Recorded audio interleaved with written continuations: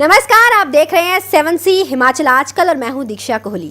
खबरों की ओर रुख करने से पहले नजर डालते हैं अब तक की मुख्य सुर्खियों पर। वीरभद्र सिंह को चुनौती देने के लिए भाजपा को मिला है उम्मीदवार। ईश्वर रोहाल देंगे कांग्रेस के दिग्गज नेता को चुनौती। परिसीमन ने बढ़ाई कांग्रेस की दिक्कतें, वफादार नेताओं को एडजस्ट करने की जद्दोजहद है जारी। जोगिंद्रनगर की राजनीतिक जंग में चाचा भतीजा होंगे आमने सामने, जीत को लेकर चर्चाओं का बाजार गर्म। विधानसभा चुनाव की आहट के साथ ही युवा कांग्रेस ने भी कसी कमर, उम्मीदवारों की जीत सुनिश्चित करने के लिए बहा रहे हैं पसीना। और अब खबरें विस्तार से। पूर्व मुख्यमंत्री वीरभद्र सिंह को शिमला ग्रामीण निर्वाचन क्षेत्र से टक्कर देने के लिए भाजपा ने ईश्वर रोहाल को चुनावी मैदान में उतारा है। जी हां, रोहाल के पिता अनंतपुर पंचायत से लगातार 40 वर्षों से निर्विरोध चुने गए हैं, जिस वजह से उन्हें वीरभद्र के साथ टक्कर में उतारा गया है। अपने गृह क्षेत्र शोगी पहुंचने पर कार्यकर्ताओं ने उनका भव्य स्वागत किया।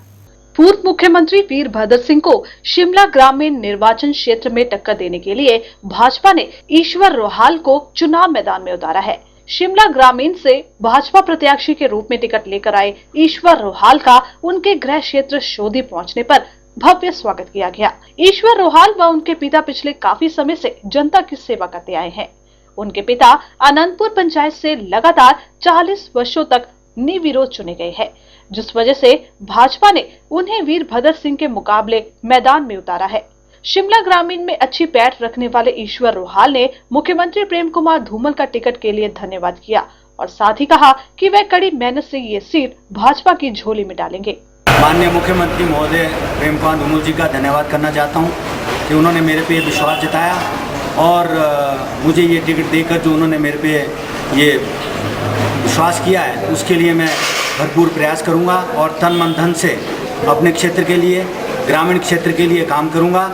और मैं इस चीज़ का विश्वास दिलाना चाहता हूं धूमल साहब को कि ये सीट हम जिता के जीत के जो है पार्टी की झोली में डालेंगे, क्योंकि 5 साल जो भी हमारे बीते हुए 5 साल जो हमारी सरकार रही है, हमारी सरकार ने भरपूर विकास किया है और कोई भी ऐसा क्षेत्र नहीं है जिसको हमने छुआ नहीं है। तो मुझे पूरा विश्वास है कि हम जो है मेरे कार्यकर्ता और मेरे सारे जितने भी मेरे साथ बंधु हैं सब प्रयास करेंगे और हम भारी बहुमत से, मेरा विश्वास है कि हम जीतेंगे। फिलहाल ईश्वर रोहाल शिमला ग्रामीण की सीट भाजपा की झोली में डालने का दावा तो कर रहे हैं, मगर 5 बार प्रदेश के मुख्यमंत्री रहे वीरभद्र सिंह को कितनी टक्कर देते हैं ये तो समय ही बताएगा।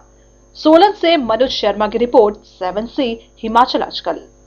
परिसीमन के कारण इस बार कई नेताओं को अपने निर्वाचन क्षेत्र के लिए भटकना पड़ रहा है। इनमें से भाजपा के रविंद्र रवि के बाद कांग्रेस के सुधीर शर्मा का नाम शामिल हो गया है। भाजपा के रविंद्र रवि को काफी मुशक्कत के बाद अपने लिए ठिकाना मिल गया है। वहीं कांग्रेस के सुधीर शर्मा को निर्वाचन क्षेत्र तो मिले, मगर पार्टी आलाकमान के आदेशों के बाद उन्हें अपना चुनावी क्षेत्र तीसरी बार बदलना पड़ रहा है।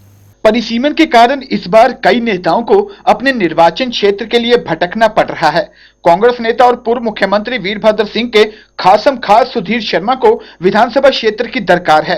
पार्टी ने पहले उन्हें पालमपुर से चुनाव लड़ने का फैसला सुनाया, मगर बात ठीक नहीं बैठी तो सुधीर शर्मा को टिकटों की अंतिम सूची में धर्मशाला से पार्टी प्रत्याशी बनाया गया। बावजूद इसके चुनाव क्षेत्र का परिवर्तन अभी नहीं रुका और अब सूत्रों के हवाले से खबर मिली है कि आलाकमान ने सुधीर शर्मा को ज्वालामुखी से कांग्रेस की टिकट पर उतारने का ऐलान किया है। सूत्रों के मुताबिक पार्टी आलाकमान ने धर्मशाला से अब मनोज गद्दी को प्रत्याशी बनाया है। अब देखना है कि चुनाव नजदीक होने के चलते सुधीर शर्मा को किस निर्वाचन क्षेत्र से उतारा जाता है। कहीं ना कहीं निर्वाचन क्षेत्रों के बदलाव से सुधीर शर्मा को चुनाव में घाटा हो सकता है। शिमला से ब्यूरो रिपोर्ट, 7C हिमाचल आजकल। जिला के ज्वालामुखी व देहरा विधानसभा क्षेत्रों में भाजपा के टिकट आवंटन के लिए काफी लंबे समय तक मंथन हुआ। आखिर में रविंद्र सिंह रवि को देहरा से पार्टी टिकट दिया गया, जबकि वे ज्वालामुखी से चुनाव लड़ना चाहते थे। आपको बता दें कि रविंद्र सिंह रवि को राजनीतिक सफर में पहली बार अपने चुनाव क्षेत्र से बाहर जाकर चुनाव लड़ना पड़ रहा है, क्योंकि परिसीमन के बाद उनके चुनाव क्षेत्र थुरल का समायोजन दूसरे विधानसभा क्षेत्रों में हो गया है। ज्यादातर पंचायतें ज्वालामुखी विधानसभा क्षेत्र में गई हैं, इसलिए रविंद्र सिंह रवि इस निर्वाचन क्षेत्र से चुनाव लड़ने के लिए ज्यादा प्राथमिकता दे रहे थे।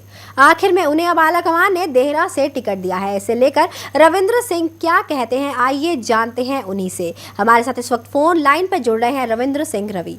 रविंद्र जी, आपका बहुत बहुत स्वागत है हमारे साथ फोन लाइन पर जुड़ने के लिए। धन्यवाद मैडम। रविंद्र सिंह रवि जी, ये पहली बार है कि आप अपने चुनावी क्षेत्र से बाहर जाकर चुनाव लड़ रहे हैं, तो आपकी क्या रणनीति रहेगी?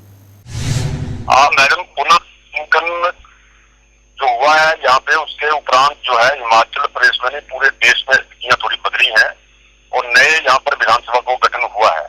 उसमें मेरा अपना विधानसभा क्षेत्र छोड़ रहा वो आरक्षित हो गया, उसका नाम जो जयसिंहपुर पड़ गया। उसके उपरांत को निर्णय करना था कि मुझे कहाँ से प्रत्याशी बनाया जाए, क्योंकि मैं लगातार पिछले 4 छोटे विधानसभा क्षेत्र से जीतता रहा हूँ। उस कड़ी में पार्टी ने बतौर वरिष्ठ होने के नाते ये तय किया था कहीं न कहीं से उम्मीदवार बनाया जाए। मेरा नया विधानसभा क्षेत्र बना है, 3 विधानसभा क्षेत्रों से कटकर यहाँ का जो एक संगम हुआ है, वहाँ पर मुझे प्रत्याशी भारतीय जनता पार्टी की ओर से, हाईकमान की ओर से बनाया गया है। मुझे इस बात की खुशी है कि पार्टी ने मेरे बारे में एक अच्छा निर्णय लिया है और मुझे यहाँ की जनता का जो है, मैं पिछले आज सुबह से वहाँ पर था, लगातार चला हूँ, लगातार प्रयास जनता का भी, और मुझे जो आशीर्वाद मिला है उसके लिए मैं यहाँ की जनता का, यहाँ पार्टी के कार्यकर्ताओं का धन्यवाद देना चाहता हूँ।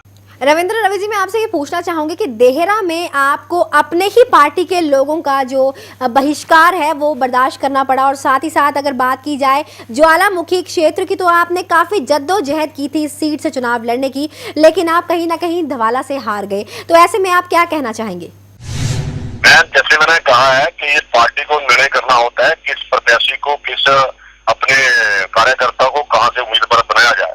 पार्टी ने जो उचित लगा, क्योंकि ज्वालामुखी विधानसभा क्षेत्र में मेरा अपने इलाका गया था, तो मैंने वहां से कहा था, तो पार्टी ने जो निर्णय लिया वहां से द्वारा जी को उतारा है, यहाँ मुझे दिया गया देहरा में। इसमें कोई मुझे कुछ ज्यादा कहने वाली बात है, निर्णय हो चुका है, उसका मैं स्वागत करता हूँ, पार्टी का धन्यवाद देना चाहता हूँ।